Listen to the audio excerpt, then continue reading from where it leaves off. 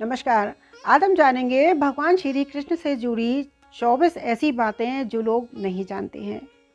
भगवान श्री कृष्ण के खड्ग का नाम मंदक, गदा का नाम कौमुदगी और शंख का नाम पांचजन्य था, जो गुलाबी रंग का था।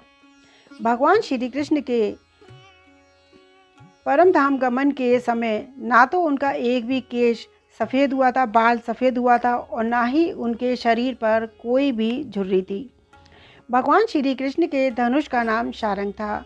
मुख्य आयु चक्र का नाम सुदर्शन था। वह लौकिक, दिव्यास्त्र और देवास्त्र 3 रूपों में कार्य कर सकता था।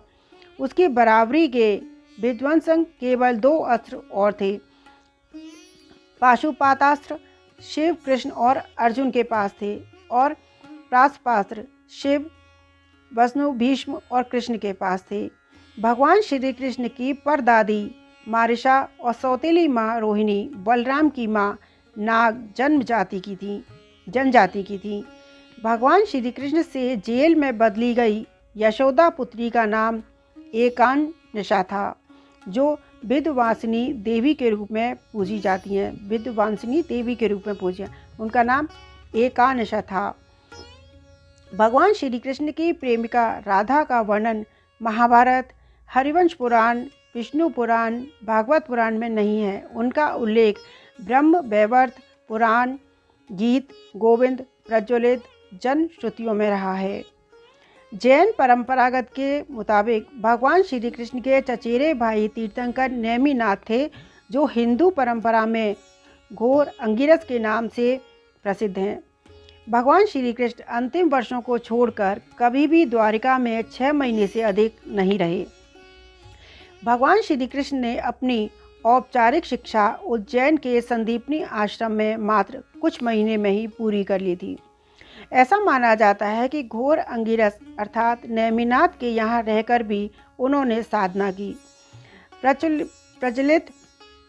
प्रचलित अनुश्रुतियों के अनुसार भगवान श्री कृष्ण ने मार्शल आर्ट का विकास वज्र क्षेत्र में वनों में किया था, और डांडिया रास उसी का नृत्य रूप है। कलारी पट्ट का प्रथम आचार्य कृष्ण को माना जाता है। इसी कारण नारायणी सेना भारत की सबसे भयंकर प्रहारक सेना बन गई थी। भगवान श्री कृष्ण के रथ का नाम जैत्र था, और उसके सारथी का नाम दारुक था। उनके घोड़े अश्वों के नाम थे शैव्य, सुग्रीव, मेघपुष्प और बलाहक। भगवान श्री कृष्ण की त्वचा का रंग मेघ श्यामल था, और उनके शरीर से एक मादक गंध साबित होता था। भगवान श्री कृष्ण की मांसपेशियां मृदु परंतु युद्ध के समय विस्तृत हो जाती थी, इसलिए सामान्यतः लड़कियों के समान दिखने वाला उनका लावण्यमय शरीर युद्ध के समय अत्यंत कठोर दिखाई देने लगता था। ठीक ऐसे ही लक्ष्मण, कर्ण, द्रौपदी और कृष्ण के शरीर में देखने को मिलते थे।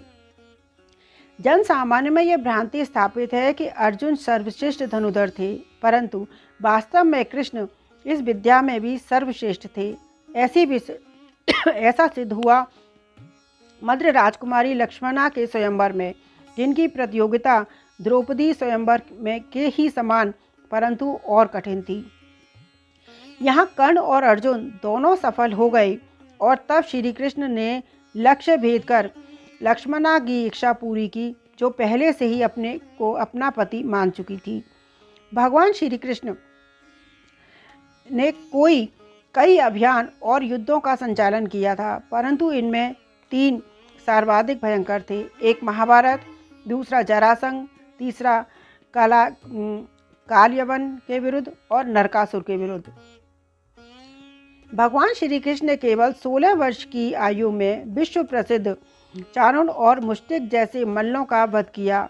मथुरा में दुष्ट रंजक के सिर को हथेली के प्रहार से काट दिया।